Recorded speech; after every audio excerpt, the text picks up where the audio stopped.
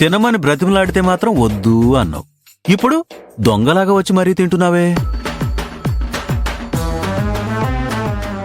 అది సరేగాని నీ కోడల చేతి వంట అంత బావుందా? అసలు ఎక్కిళ్ళు వస్తున్నా గాని ఆపకుండా మాత్రం తింటూనే ఉన్నావు. ఆకలితో ఉన్నప్పుడు పచ్చగడ్డైనా పరమాన్నంలాగే ఉంటుంది. ఆహా, ఇప్పుడు కూడా అభి వంటను పొగడ్డానికి నీకు అహం అడ్డొస్తుంది కదా? అవును, అభి వంట అద్భుతంగానే ఉంది. అందుకే నేను కూడా లొట్టలేసుకుంటూ తింటున్నాను. అలా అని ఇప్పుడు ముద్దకొకసారి మైమరిచిపోతూ పొగడాలా? ఇదిగో, వంటల్ని పొగడాల్సిన అవసరం లేదు గాని కనీసం ఆ మనిషి అభిమానాన్ని గుర్తిస్తే చాలు.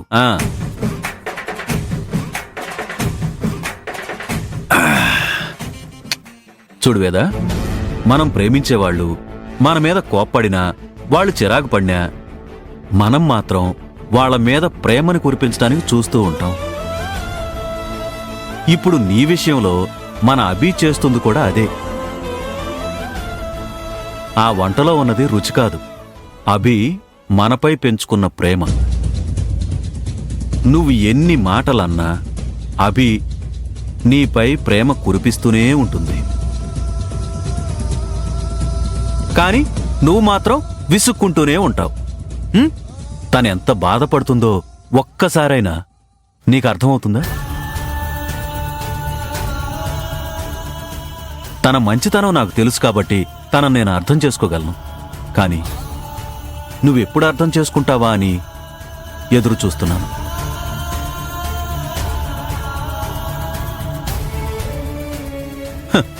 సర్లేండి శ్రీమతి గారు, ముందు మీ ఆకలి తీర్చుకోండి. మళ్ళీ నేనేదో అన్నానని అలిగి తినకుండా పడుకోకండి.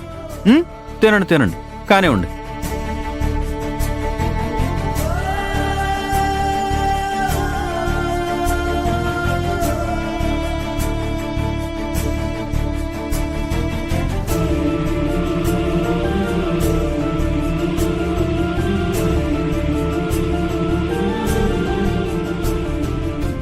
ఇదిగో వేదా, మర్చిపోకుండా అదిగో ఆ ముల్లంగి సాంబార్ వేసుకో. అద్భుతంగా చేసింది అభి.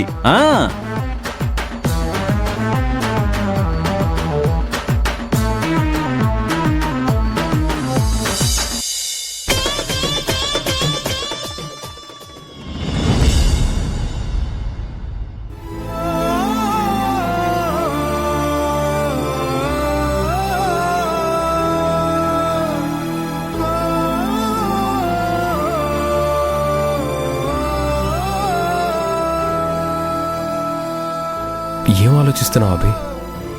ఎంత త్వరగా ఈ రాత్రి తెల్లారుతుందా అని చూస్తున్నాను రాహుల్ బాబు. మనకి దొరికిన ఆధారాలతో అత్తయ్యని మావయ్యని విడిపించాలి. వాళ్ళు తప్పు చేశారు అనే నింద వాళ్ల మీద నుంచి తుడిచేయాలి. అత్తయ్యని మావయ్యని ఇరికిద్దామని చూస్తున్న ఆ కనిష్కకి బుద్ధి చెప్పాలి. నేను టెంపుల్కి వెళ్ళినప్పుడు నాకు ఎలాంటి ఆధారాలు దొరకలేదు. కానీ నువ్వు చెప్పినట్టే మళ్ళీ మనం పరిశోధన చేయడం వల్ల, ఆ వీరభద్రుడి దయ వల్ల ఆధారాలు దొరికాయి. అవే రేపు మనకి ఆయుధాలుగా మారబోతున్నాయి. అవును రాహుల్ బాబు, అనుకున్నట్టు అంతా జరగాలని కోరుకుంటున్నాను. కానీ ఆ వైశాలిని కూడా మనం తక్కువ అంచనా వేయకూడదు. మనం ఒక ఎత్తు వేస్తే ఆ వైశాలి 10 ఎత్తులు వేస్తుంది. ఆవిడ్ని ఎదుర్కోవడానికి కావాల్సినంత ధైర్యంతో బరిలోకి దిగాలి మనం.